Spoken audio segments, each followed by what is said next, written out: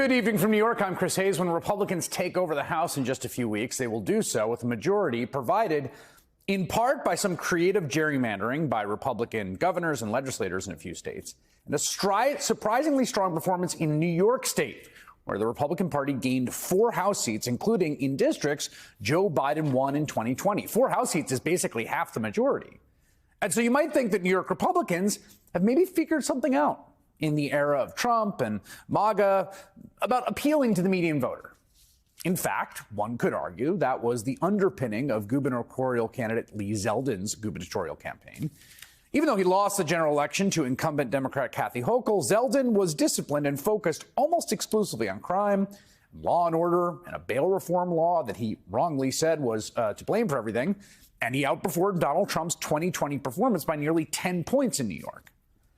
And the other thing is, it's not like Republicans haven't figured out how to have success in other deep blue states during this entire era.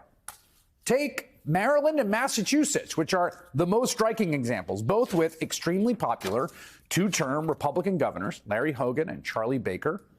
In fact, the pair were the number 1 and number 3 most popular governors, according to a Morning Consult poll, the number 2 being Republican Phil Scott in Vermont, another example of the same genre.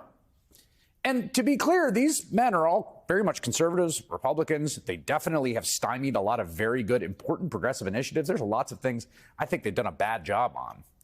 But they were, in affect, in rhetoric, generally, for lack of a better word, normal non-MAGA Republicans.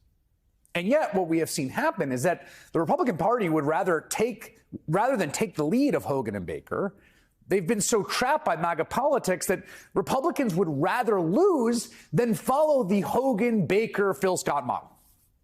That's exactly what happened in 2022 in both states, Maryland and Massachusetts, in their gubernatorial races, where neither Hogan nor Baker were on the ballot. And instead, Trump-backed primary challengers won their crowded Republican primary fields by pushing the MAGA line, in some cases getting a Trump endorsement, to the point where Charlie Baker refused to endorse the Republican nominee who was nominated to replace him. Larry Hogan went even further, calling the nominee in his state from the Republican Party to be his successor not mentally stable.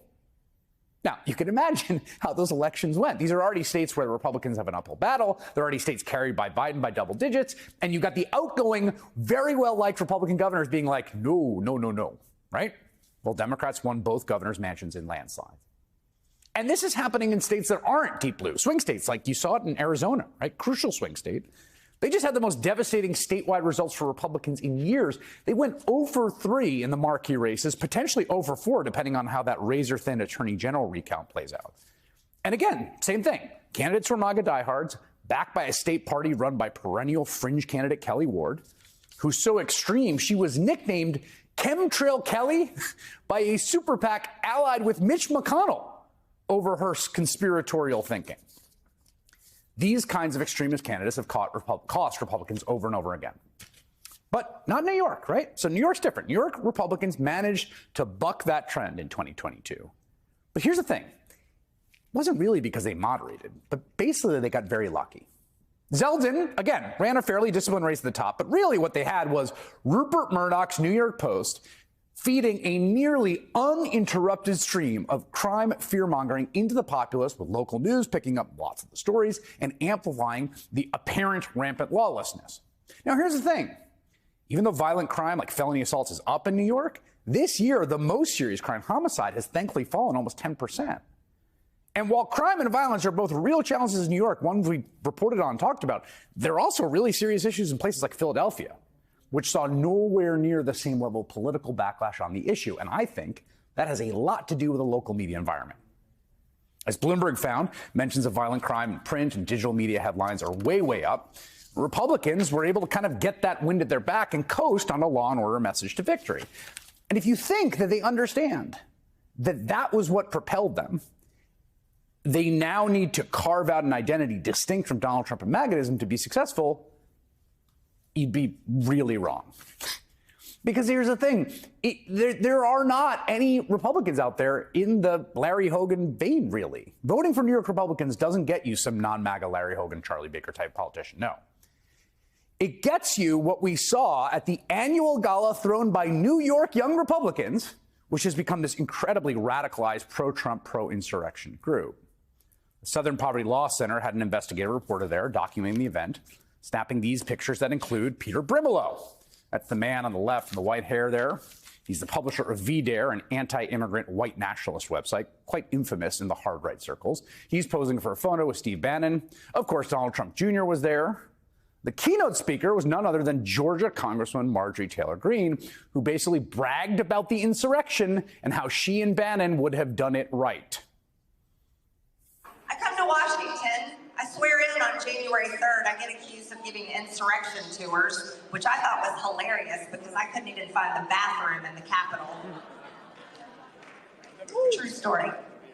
Then January 6th happens, and next thing you know, I organized the whole thing along with Steve Bannon here. And I want to tell you something, if Steve Bannon and I had organized that, we would have won.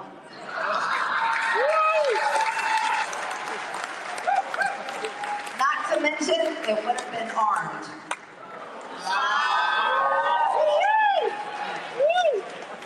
Yeah. See, that's the whole joke, isn't it? They say that whole thing was planned, and I'm like, are you kidding me? A bunch of conservative Second Amendment supporters went in the Capitol without guns, and they think that we organized that? I don't think so.